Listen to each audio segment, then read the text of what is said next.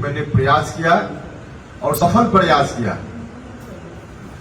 ये केंद्रीय विद्यालय नबीनगर में जो एनपीजीसी है, वहां 2018 में ही स्वीकृति दी गई हमारे विभाग की ओर से।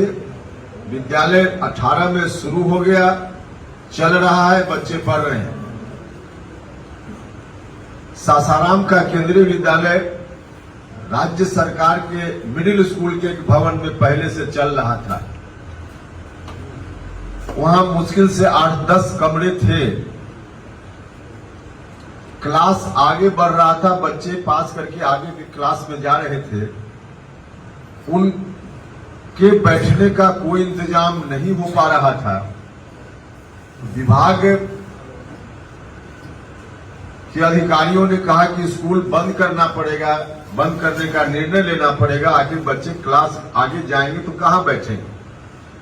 हमने उस विषय पर उस समय गौर किया और नया भवन केंद्रीय विद्यालय का सासाराम में बने, इसका शिलान्यास भी खुद हमने किया और 2-2.5 साल में भवन बना, उसका उद्घाटन भी हमने किया। उसी समय 8-10 कमरा में चलने वाला विद्यालय, जिसमें मुश्किल से 400-500 बच्चे पढ़ रहे थे, बंद होने की स्थिति में आ गया था। उसका अपना भवन, उसमें शिफ्ट कर गया विद्यालय। आज हजारों बच्चे इस इलाके के उस केंद्रीय विद्यालय में पढ़ रहे हैं। एक और केंद्रीय विद्यालय नया हमने स्वीकृत किया। औरंगाबाद के गोह ब्लॉक में देवकुंड एक जगह है, वहां भारत सरकार में मंत्री होने के कारण जो भी औपचारिकता उस विद्यालय की स्वीकृति में आवश्यक थी, तमाम औपचारिकताओं को हमने पूरा किया। लेकिन स्थानीय स्तर पे कुछ औपचारिकता होती है जिसमें भारत सरकार की या भारत सरकार के मंत्री की भूमिका नहीं होती है, स्थानीय सरकार की भूमिका होती है। यह नहीं हो पाया, जिसके चलते विद्यालय उस समय शुरू नहीं हुआ। लेकिन आज भी भारत सरकार का वह निर्णय है, प्रस्ताव जिंदा है। कल स्थानीय स्तर पे जो शेष औपचारिकता है उसको पूरा किया जाएगा, विद्यालय वहां भी शुरू हो जाएगा। डालमिया नगर के बारे में बड़ी चर्चा होती है। डालमिया नगर में रेल कारखाना लगाने का प्रस्ताव पुराना था, जब हम 14 में जीतकर आए। उस प्रस्ताव को इंप्लीमेंट कराने की हमने भरपूर कोशिश की। पता चला उस दौरान कि इसका निर्माण काम तब तक शुरू नहीं हो पाएगा जब तक वहां पूरा जो स्क्रैप उसका पड़ा हुआ है, जो हजारों टन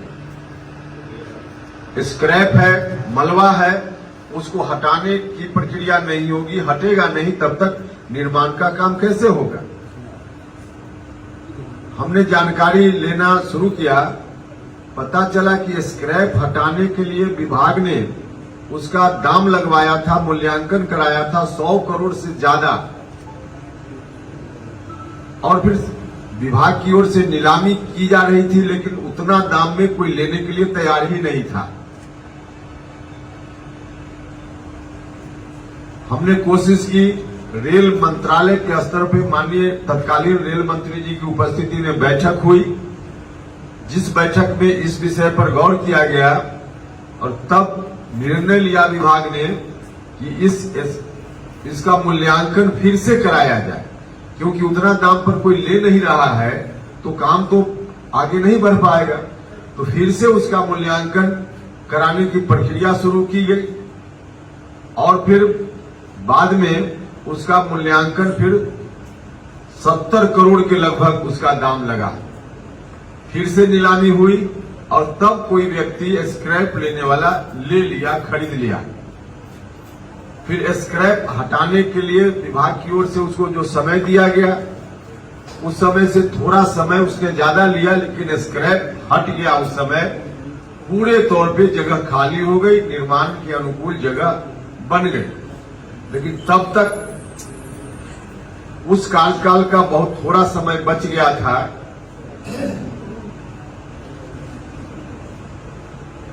उसके उसी समय राजनीतिक परिस्थिति ऐसी बनी कि हम मंत्री परिषद से खुद अलग हो गए।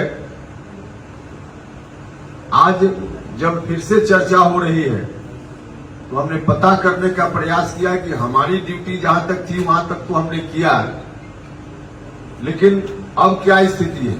तो जहां छोड़कर हम आए थे आज भी लगभग वही स्थिति है। हम अगर उस समय जो उस कार्यकाल का लगभग 6 महीना बचा था उतना दिन और रह जाते तो काम तो उसी वक्त शुरू हो गया रहता और अभी तक धुआं निकलता रहता, लेकिन नहीं हुआ। अब इतने दिनों के बाद भी वही का वही मामला पड़ा हुआ है। इस बार लोग मौका देंगे तो प्राथमिकता के आधार पे वहां निर्माण का काम अब प्रारंभ होगा, क्योंकि निर्माण का काम प्रारंभ होने के पहले की जो बाधाएं थी उसको दूर हमने उसी समय कर दिया है। तो निर्माण का काम प्रारंभ होगा और प्रारंभ भी ही नहीं पूरा भी होगा इस कार्यकाल में, और वहां नौजवानों को, लोगों को रोजगार भी मिलेगा। तो यह डालमिया नगर के मामले में एक रोड जो गया से चलकर दाऊद नगर, नासरीगंज होते हुए, विक्रमगंज होते हुए, मलियाबाग होते हुए सड़क जाती है बक्सर से पटना, उसमें मिलती है। भोजपुर एक गांव है वहां पर। भारत सरकार ने निर्णय लिया हुआ था उस समय, उस सड़क को एनएच के रूप में परिवर्तित किया जाएगा, चौड़ीकरण होगा, एनएच बनेगा। उसका था पुराना जो सरकार का डिसीजन था, उसके हिसाब से गया से सिर्फ दाऊद नगर तक हमको जानकारी मिली। हमने कोशिश शुरू की, संबंधित विभाग के संबंधित मंत्री जी से हमने मुलाकात की, हमने लिख कर दिया और उसका एक्सटेंशन मेरी अनुशंसा पर दाऊद नगर से आगे विक्रमगंज, मलियाबाग, बक्सर के पास भोजपुर तक उसका एक्सटेंशन हमने करवाया एनएच के रूप में। एक सड़क और जो राज्य सरकार की सड़क है उसको एनएच में परिवर्तित करने की कोशिश हमने शुरू की। वह सड़क है औरंगाबाद के ओबरा से निकलकर बेल पौथू होते हुए वह सड़क जाती है जहानाबाद से अरवल, जो सड़क है उसमें मिलती है, लगभग 100 किलोमीटर से भी थोड़ा ज्यादा। उस सड़क को एनएच के रूप में परिवर्तित करने के लिए हमने कोशिश की और मई 2017 में ही सैद्धांतिक रूप से नोटिफिकेशन हो गया कि एनएच विभाग भारत सरकार ने नोटिफाई किया, एनएच के रूप में परिवर्तित करने का सरकार का डिसीजन हुआ, सैद्धांतिक सहमति उसमें मिल गई भारत सरकार से। आगे की प्रक्रिया फिर स्थानीय स्तर पे जो होनी चाहिए थी उसमें भारत सरकार की कोई भूमिका नहीं होती है, नहीं हो पाया, जिसके चलते वह मामला भी वही का वही पेंडिंग है। आगे मौका मिलेगा तो इस काम को फिर बढ़ाया जाएगा और यह काम भी पूरा होगा। मोटे तौर पे कुछ काम जिसकी चर्चा हमने की, बाकी एमपी फंड या सीएसआर फंड अलग है। शिक्षा पर मेरा विशेष जोर हमेशा से रहा है, आप सब लोगों को मालूम है। तो इस दृष्टि से शिक्षा वाली बात हमने मंत्री रहते हुए जो किया वह भी हमने आपको जानकारी दी। एमपी फंड से हमने 2 महाविद्यालय में उस समय बस दिया था, एक तो डेहरी ऑनसन महिला महाविद्यालय में और एक विक्रमगंज के कॉलेज में, बच्चियों के आने जाने के लिए सुविधा मिले, तो यह भी हमने किया था। दर्जन भर विद्यालयों में स्मार्ट क्लास हमने सीएसआर फंड से कहीं से लेकर स्मार्ट क्लास बच्चों की पढ़ाई के लिए बनवाया था। तो इस तरह से उस वक्त मंत्री होने का फायदा क्षेत्र के लोगों को जो मिल सकता था उसमें हमने भरपूर प्रयास किया। और बाकी एमपी फंड वगैरह तो साधारण रूप से तो हुआ ही है, सोलर लाइट लगा, एमपी फंड से अनेक काम हुआ, सबकी चर्चा करेंगे तो बहुत समय लगेगा। एक कागज भी आप लोगों को दिया गया है, उसमें इन चीजों की चर्चा है जो हम बोल रहे हैं। तो लोगों की सेवा हमने की है, साथ ही साथ हम जिस गठबंधन के उम्मीदवार हैं उस गठबंधन के मुखिया देश के स्तर पर नरेंद्र मोदी जी, प्रधानमंत्री के रूप में 10 साल में उन्होंने भी बहुत कुछ किया है। देश का मान सम्मान बढ़ाया, देश की जो सीमा है उस सीमा की ओर कोई विदेशी पड़ोसी मुल्क या कोई भी कुछ करने की बात तो छोड़ दीजिए, आज आंख उठाकर देख भी नहीं सकता है, क्योंकि नरेंद्र मोदी जी भारत के प्रधानमंत्री हैं। समय समय पर पड़ोसी मुल्क से अगर कोई उस तरह की कार्रवाई हुई है तो उसका मुंहतोड़ जवाब हमारे प्रधानमंत्री जी के निर्देश पर सेना ने हमेशा दिया है। तो नरेंद्र मोदी जी हैं तो देश सुरक्षित है, देश का मान सम्मान भी बढ़ा है और लोगों के लिए भी बहुत सारा काम उन्होंने खुद किया। फ्री में राशन लोगों को मिल रहा है, इलाज के लिए 5 लाख रुपया तक की योजना, फ्री में लोगों को मकान मिल रहा है और भी मकान आगे मिलेगा। तो इस तरह से उन्होंने भी किया है। और बिहार के मुख्यमंत्री नीतीश कुमार जी जो गठबंधन के नेता हैं बिहार के, उन्होंने भी बहुत कुछ किया है। घर घर में बिजली पहुंचाई है, समाज के जो वंचित समाज के लोग हैं उनको सत्ता में हिस्सेदारी देने की उन्होंने व्यवस्था की है। तो भारत की सरकार ने, राज्य की सरकार ने और हमने भी यहाँ के प्रतिनिधि के रूप में लोगों की सेवा की है। इसलिए सब लोगों से आग्रह है कि सब लोग मिलकर जो गलत प्रचार करने वाले लोग हैं उनकी बातों में नहीं आना है, सच्चाई को जानना है। और सब लोगों से आग्रह है कि सब लोग मिलकर के फिर से एक बार मुझको आशीर्वाद दें और नरेंद्र मोदी जी को भारत का प्रधानमंत्री बनाएं। आज यह काम देश के लिए जरूरी है, राज्य के लिए जरूरी है, इस इलाके के लिए भी जरूरी है।